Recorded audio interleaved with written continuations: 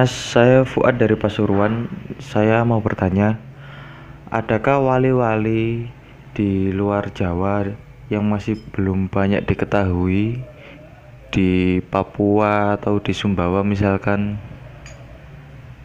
Bismillahirrahmanirrahim. Hasbunallahu wa tawakkaltu 'alallah wa asyhadu billahi tawakkaltu amri ilallah ma syaa Allah la quwwata illa billah. Allahumma shalli wa sallim ala sayyidina Muhammadin al-fatih lima ukhliqa wal khatim lima sabaq wal nasiril haqqi bil haqqi wal hadi ila siratikal mustaqim. Sallallahu alaihi haqqa qadrihi wa miqdaril azim.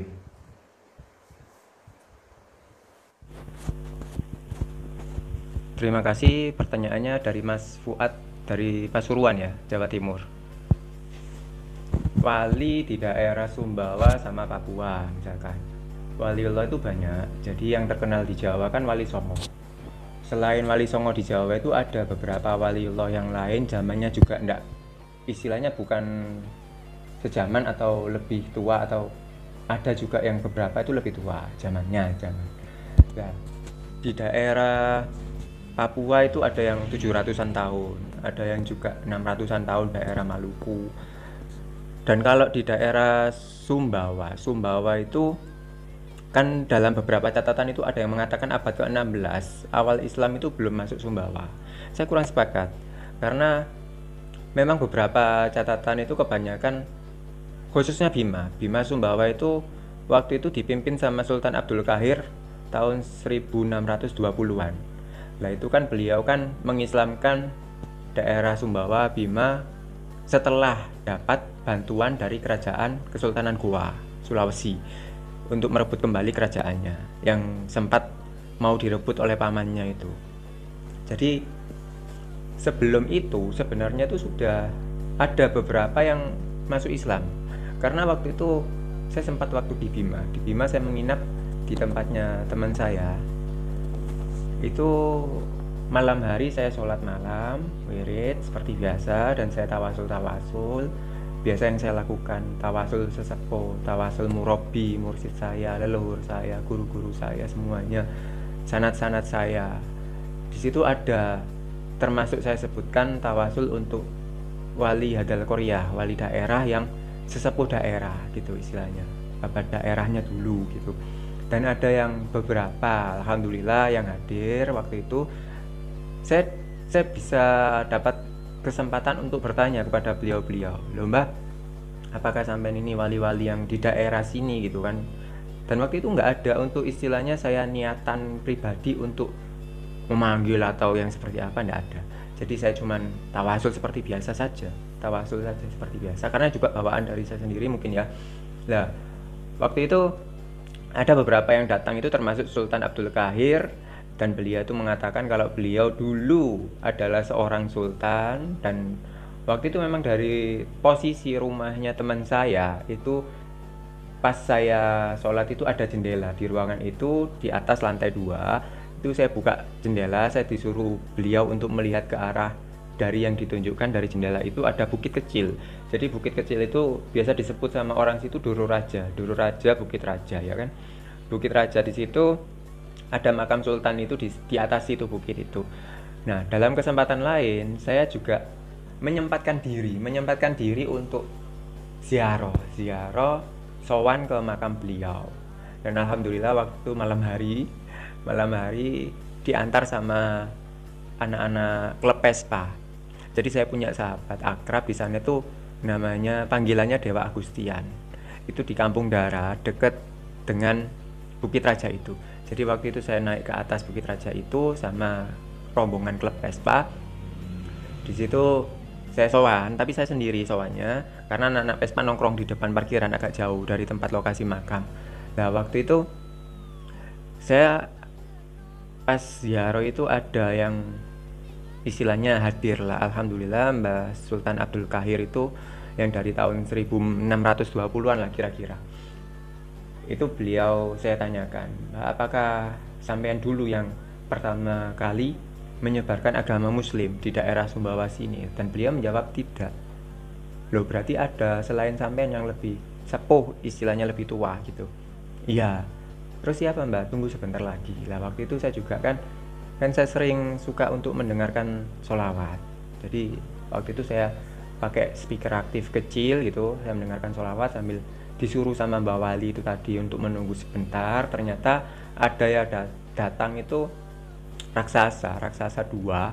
Salah satu raksasa itu di pundaknya itu ada kayak sosok gitu yang loncat di depan saya jarak 1 meter. Awalnya saya juga kaget kan, tapi saya melirik ke arah sebelah saya ini, Mbak Wali masih tetap tenang gitu, dan auranya yang di depan saya yang datang loncat itu tadi itu enggak panas, enggak dingin gitu.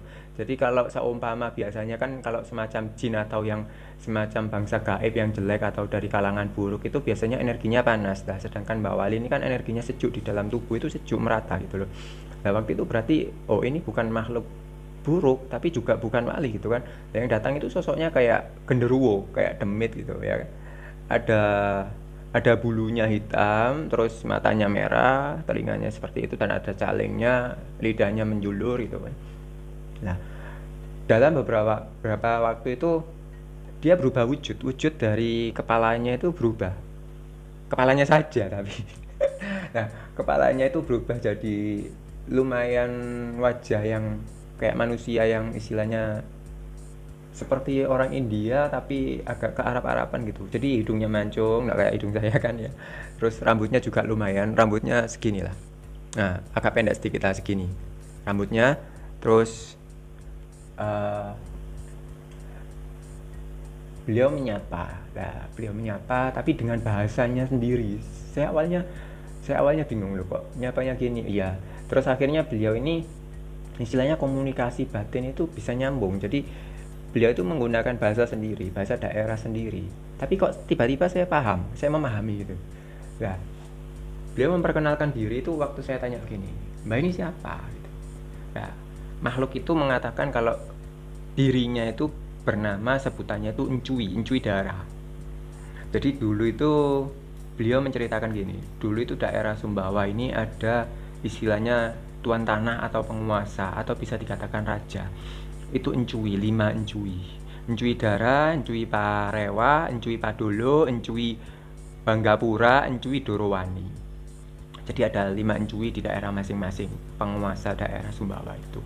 Nah, di tengah-tengahnya itu kebetulan di daerah Bimanya itu Encui Darah itu yang dituakan. Jadi dulu zamannya Encui Darah itu pelabuhan itu ada di daerah Wera. Pelabuhan pusat yang terbesar di Sumbawa itu letaknya di daerah Wera. Katanya, karena sekarang ini Wera tidak ada pelabuhan gitu loh. Nah, waktu pelabuhan masih ada di daerah Wera, itu kapal-kapal besar dari daerah-daerah manapun juga banyak yang bersandar di situ. Termasuk waktu itu zaman Sunan Giri, Ainul Yakin, karena beliau menyebutkan nama itu Ainul Yakin. Mbak Ainul Yakin. Jadi dulu itu katanya itu ada Mbak Ainul Yakin itu datang berdagang sambil mengobati orang. Beliau tiba di daerah Wera situ, terus tinggal di situ, akhirnya sampai punya murid juga.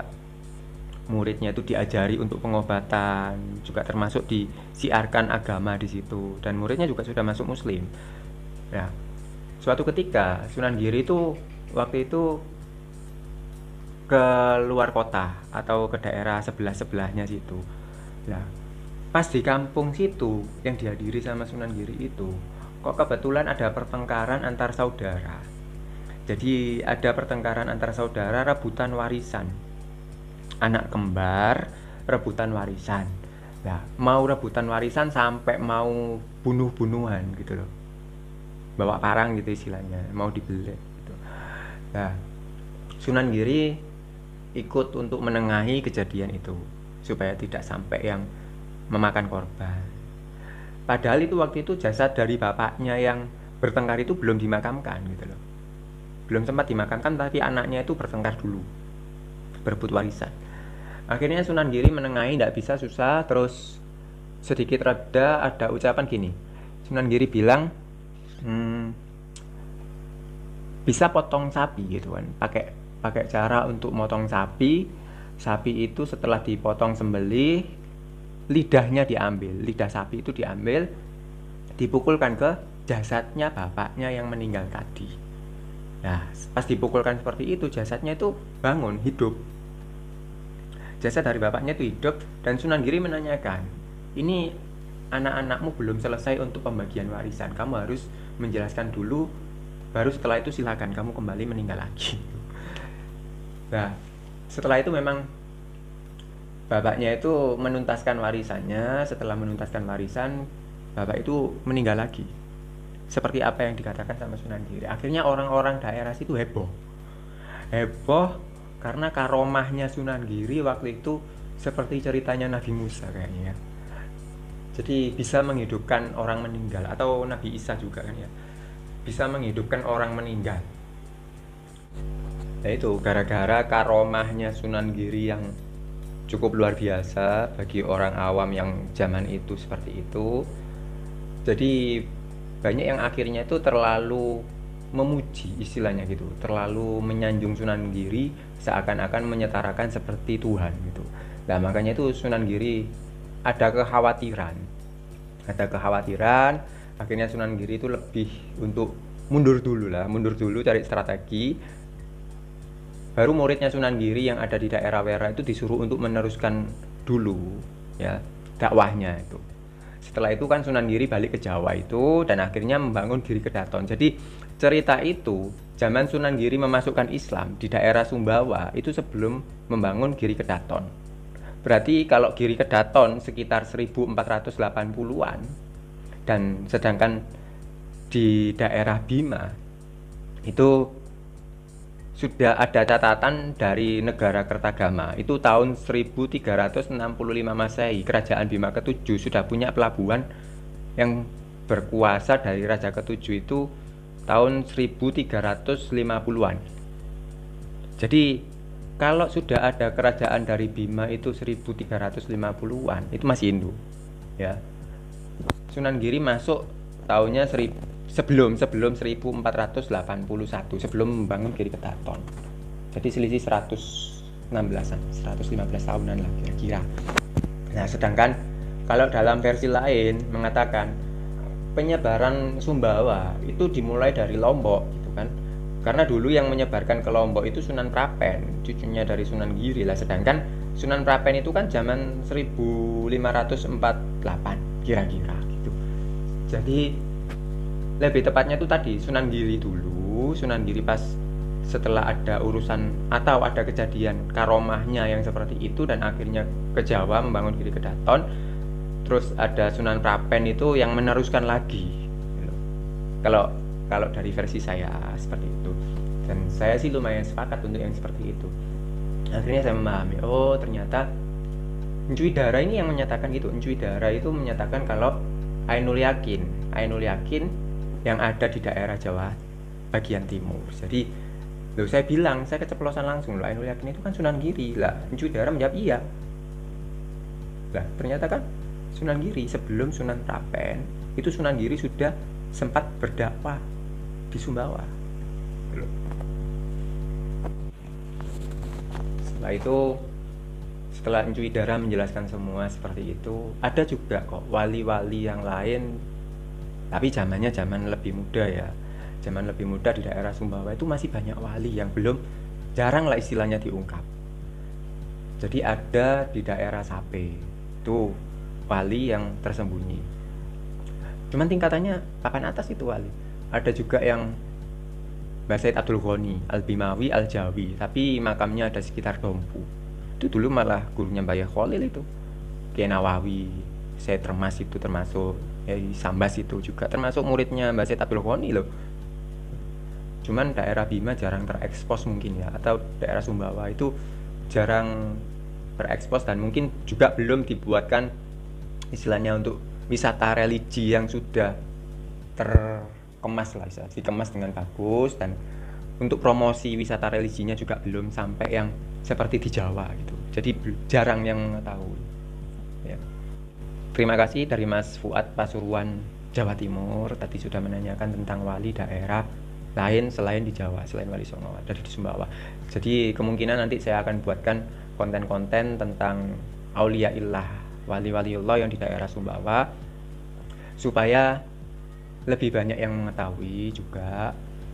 kalau di Sumbawa itu banyak ulama waliullah yang sudah berjasa untuk memperjuangkan dakwah, menyebarkan agama Islam, mengenalkan Quran, mengenalkan Nabi Muhammad, mengenalkan Allah. Ya, kalau nggak gitu kan orang-orang daerah situ bisa ahli nar, nggak kenal sama Allah, nggak tahu Muslim kan gitu. Ya, ya makasih. Ya Arhamar Rahimin, Ya Arhamar